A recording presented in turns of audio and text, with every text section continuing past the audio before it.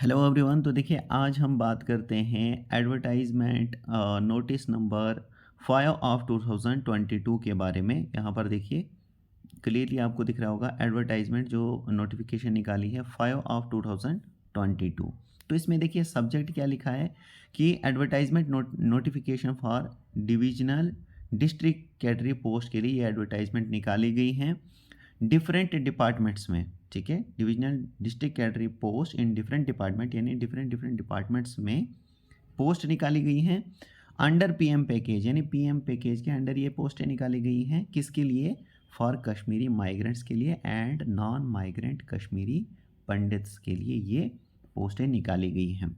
ठीक है, इसके अलावा अगर हम नीचे चलें तो यहाँ पर देखिए कि इन पोस्ट के लिए आप ऑनलाइन अप्लाई कर सकते हो 20/9/2022 से, यानी 20/9/2022 से इसके लिए आप ऑनलाइन एप्लीकेशन सबमिट कर सकते हो और इसकी जो लास्ट डेट रहेगी वो रहेगी 19/10/2022 तक आप इसके लिए अप्लाई कर सकते हो। ठीक है, इसके अलावा अगर हम देखें तो यहाँ पर देखिए टोटल नंबर ऑफ़ पोस्ट कितनी है, यानी टोटल नंबर ऑफ़ पोस्ट जो इन्होंने निकाली है इस पीएम पैकेज के अंडर, तो वो हमारे पास हैं डिफरेंट डिफरेंट डिपार्टमेंट्स हैं, वो हम अभी देखेंगे। तो यहाँ पर टोटल नंबर ऑफ़ वैकेंसीज़ कितनी है? 34, यानी 34 वैकेंसी इन्होंने निकाली है। अब हम यहाँ पर थोड़ा सा और नीचे स्क्रॉल करते हैं तो यहाँ पर देखिए, यहाँ पर एक लाइन इन्होंने लिखी है, it is clarified that only the migrants as defined in SRO 412 of 2009 और Kashmiri Pandits as defined in SRO 425 of 2017 are eligible to apply for this post. यानी कि वो माइग्रेंट्स जो SRO 412 में डिफाइंड होंगे ऑफ 2009 या फिर Kashmiri Pandits as defined in जो डिफाइंड होंगे SRO 425 ऑफ 2017 में, वो ही इसके लिए इन पोस्ट के लिए अप्लाई कर सकते हैं। इसके अलावा अगर हम नीचे देखें तो यहाँ पर देखिए कैंडिडेट शुड बी, इसके पास जो इसके लिए अप्लाई करेगा उसके पास डोमिसाइल होनी चाहिए, यानी स्टेट सब्जेक्ट होनी चाहिए, तो वो इसके लिए अप्लाई कर सकता है। ठीक है, इसके अलावा अगर हम यहाँ पर नीचे देखें तो यहाँ पर इन्होंने एज लिमिट रखी है। तो एज लिमिट में देखिए यहाँ पर क्या रखा है कि ओपन मेरिट के लिए 40 एज तक आप ओपन मेरिट वाले अप्लाई कर सकते हैं। SC के लिए 43 एज रखी है इन्होंने। ठीक है, ST के लिए शेड्यूल्ड कास्ट और शेड्यूल्ड ट्राइब के लिए 43 रखी है। RBA वालों की भी 43 रखी है। ALC IB के लिए भी 43 इन्होंने रखी है और EWS के लिए भी इन्होंने 43 एज लिमिट इन्होंने रखी है। ठीक है, उसके अलावा पहाड़ी स्पीकिंग पीपल के लिए भी इन्होंने यही रखी है 43, सोशल कास्ट के लिए भी 43 रखी है एज लिमिट, यानी इतनी उम्र के लोग इसके लिए अप्लाई कर सकते हैं। ठीक है, फिजिकली चैलेंज पर्सन के लिए रखा है 42 इन्होंने एज लिमिट। इसके अलावा अगर हम नीचे देखें तो यहाँ पर देखिए एक्स सर्विस मैंस के लिए इन्होंने एज लिमिट 48 रखी है और गवर्नमेंट सर्विस या फिर कंट्रेक्चुअल एम्प्लॉयमेंट के लिए इन्होंने 40 रखी है एज लिमिट। इसके अलावा अगर हम नीचे देखें तो यहाँ पर कुछ इम्पॉर्टेंट यहाँ पर नहीं लग रहा, हम कुछ इम्पॉर्टेंट देख लेते हैं। अगर इसमें से कुछ इम्पॉर्टेंट ये देखिए यहाँ पर एप्लीकेशन फ़ीस, तो एप्लीकेशन फ़ीस क्या है? फ़ीस पेएबल ये रखी है इन्होंने 500 रुपीज़। किसके लिए? जनरल कैटेगरी के लिए। जनरल कैटेगरी वालों के लिए 500 रुपीज़ पे करने हैं। 500 रुपीज़ जनरल कैटेगरी वालों को यहाँ पर पे करने हैं। आप यहाँ पर देख सकते हो 500 रुपीज़।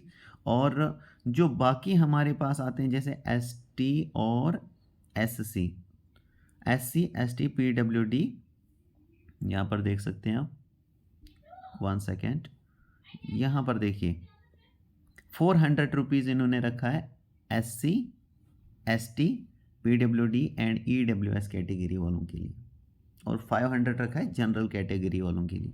ठीक है, और ये फ़ीस जो है आप ऑनलाइन मतलब पे कर सकते हो, जैसे कि इन्होंने दिखाया नेट बैंकिंग, ये तो आपको पता ही होगा, क्रेडिट और डेबिट कार्ड के थ्रू आप इसको अप्लाई कर इसके लिए पेड कर सकते हो, पेमेंट कर सकते हो। फ़ीस जो इसके लिए रखी है वो आप फिलअप कर सकते हो।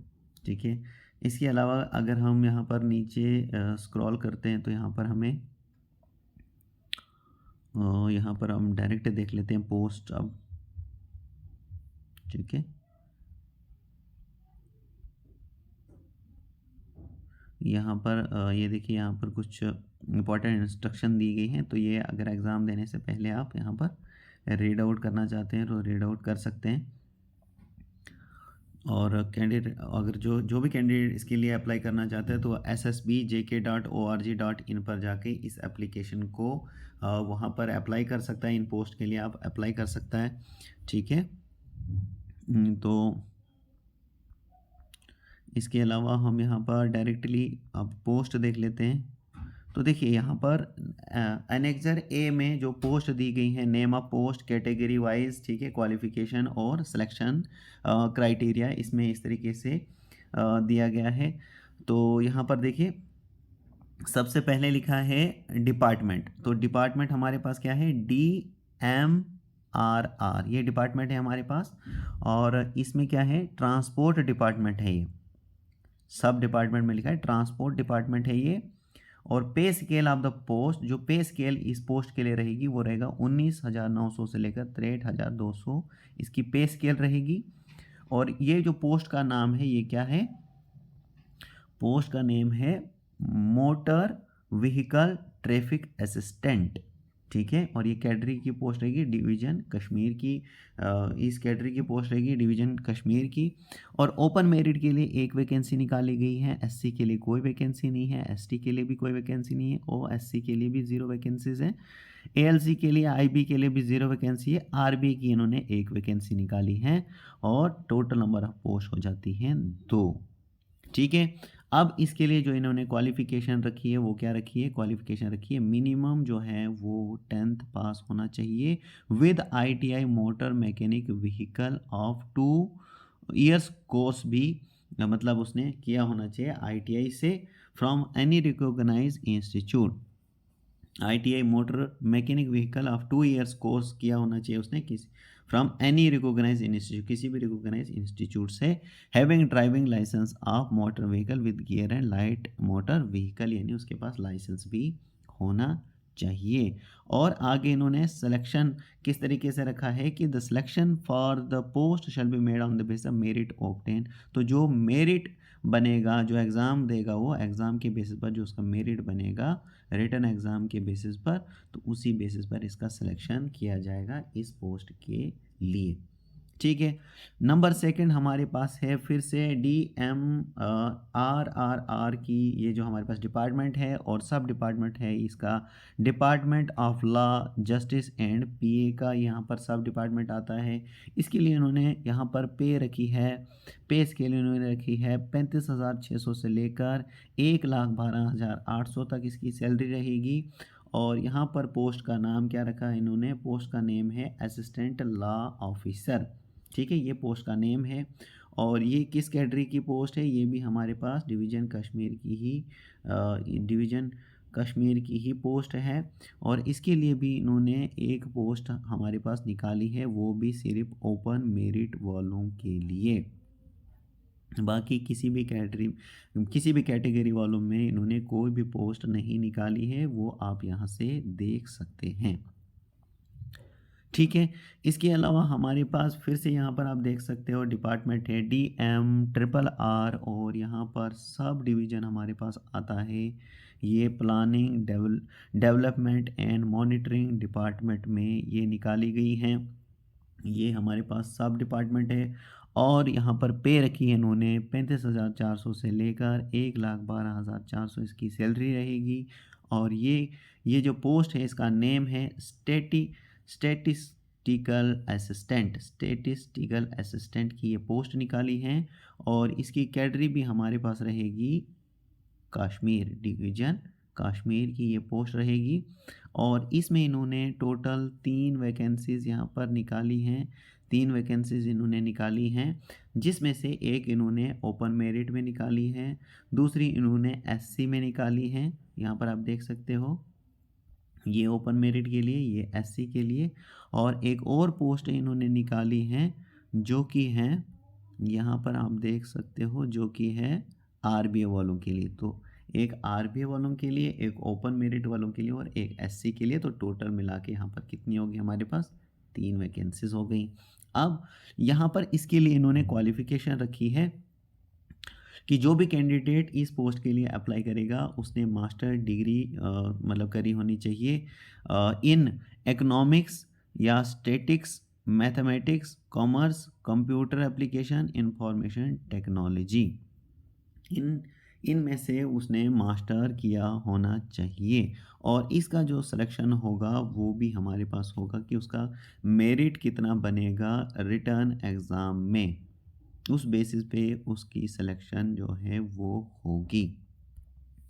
इसके अलावा अगर हम नीचे देखें तो यहाँ पर देखिए, यहाँ पर फिर से यहाँ पर डिपार्टमेंट का नाम लिखा है, फिर सब डिपार्टमेंट का नाम लिखा है। जैसे डिपार्टमेंट का नाम है डीएम ट्रिपल आर और ये है हमारे पास सब डिपार्टमेंट रेवेन्यू डिपार्टमेंट में ये पोस्ट निकली है।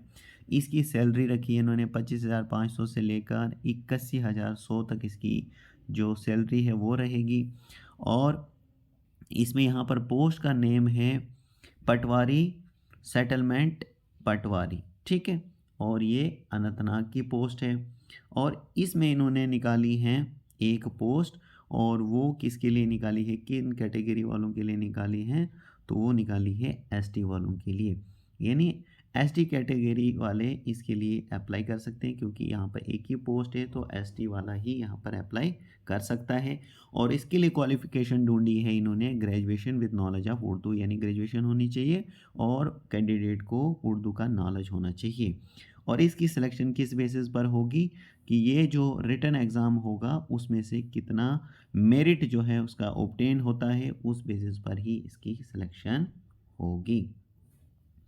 इसके अलावा यहाँ पर आप देख सकते हैं एक और पोस्ट को हम रीड करते हैं जो कि डिपार्टमेंट हमारे पास फिर से यही डिपार्टमेंट है DMRRR।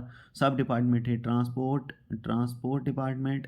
और इसकी पे रखी है इन्होंने 35,800 से लेकर 1,13,200। और ये पोस्ट का नाम है मोटर व्हीकल इंस्पेक्टर। और ये किस कैटेगरी की पोस्ट है? डिवीज़न कश्मीर की पोस्ट है। इसमें इन्होंने एससी के लिए ओपन मेरिट के लिए कितनी रखी है? ओपन मेरिट के लिए इन्होंने निकाली हैं 9 पोस्टें। कितनी पोस्टें निकाली हैं? 9 पोस्टें ओपन मेरिट के लिए, एससी के लिए 2, एसटी के लिए 2। और फिर यहाँ पर आरबी और आरबी, हाँ आरबी आ जाता है। यहाँ पर फिर से हम चेक करते हैं। OSC, ALC, RBA, PSP, EWS, यानी हर एक के लिए इन्होंने एक एक पोस्ट, इन्होंने एक एक दो दो पोस्टें निकाली हैं। यहाँ पर आप देख सकते हो हर कैटेगरी वालों के लिए इसमें से कुछ न कुछ इन्होंने कोटा रखा है। तो टोटल नंबर ऑफ पोस्ट जो हैं इन्होंने इसमें निकाली हैं। इस पोस्ट में मोटर व्हीकल इंस्पेक्टर की जो ये पोस्ट का नाम है इसके लिए इन्होंने टोटल वैकेंसीज 20 निकाली गई हैं। और मज़े की बात ये है कि इसमें हर एक कैटेगरी वालों के लिए कुछ न कुछ पोस्ट इन्होंने रखी हैं, ठीक है। और इसके लिए इन्होंने क्वालिफ़िकेशन रखी है कि जो भी कैंडिडेट इस पोस्ट के लिए अप्लाई करेगा उसके पास डिग्री या फिर 3 इयर्स डिप्लोमा होना चाहिए या फिर या तो ऑटोमोबाइल में होना चाहिए या मैकेनिकल इंजीनियरिंग में होना चाहिए 3 years diploma from a recognise university या फिर इंस्टीट्यूट से, having driving licence of motorcycle with gear and. और उसके पास क्या होना चाहिए? ड्राइविंग लाइसेंस भी होना चाहिए। और इस पोस्ट के लिए जो सिलेक्शन क्राइटेरिया रहेगा वो भी सेम रहेगा। The selection for the post shall be made on the base of merit obtain the written examination. तो रिटन एग्ज़ाम जो होगा उसमें से जो मेरिट बनेगा उसी बेसिस पर, जो मेरिट इसका ऑब्टेन्ड होगा उसी बेसिस पर इसका सिलेक्शन होगा, इस पोस्ट के लिए सिलेक्शन होगा। इसी तरीके से नीचे अगर हम देखें तो यहाँ पर देखिए एक और यही डिपार्टमेंट है, सेम डिपार्टमेंट है DMRRR। और ये स्कूल एजुकेशन की सब डिपार्टमेंट जो है वो स्कूल एजुकेशन का है। पे रखी है 25,500 से लेकर 81,100 तक रहेगी। और ये हमारे पास पोस्ट का नाम है लाइब्रेरियन, ठीक है। और ये रहेगी डिस्ट्रिक्ट कैडरी शोपियन की पोस्ट, ठीक है। तो 2 वैकेंसीज इन्होंने निकाली हैं। एक तो इन्होंने रखा है ओपन मेरिट के लिए ओपन मेरिट के लिए इन्होंने एक वैकेंसी रखी है और एक इन्होंने रखी है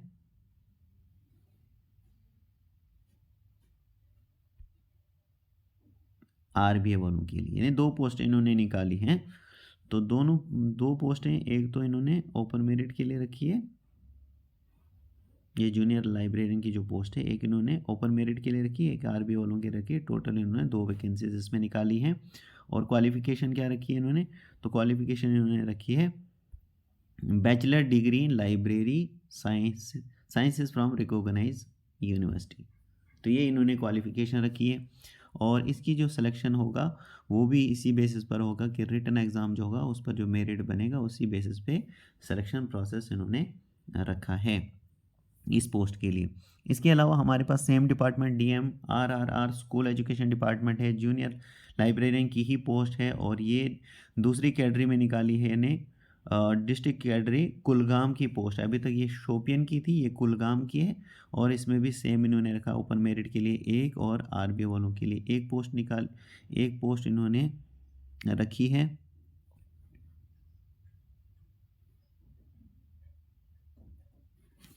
ओपन मेरिट के लिए उन्होंने 3 पोस्टें निकाली हैं, ठीक है। और उसके बाद एससी के लिए एक और आरबीए के लिए एक निकाली है। तो टोटल नंबर ऑफ वैकेंसीज उन्होंने 5 निकाली हैं।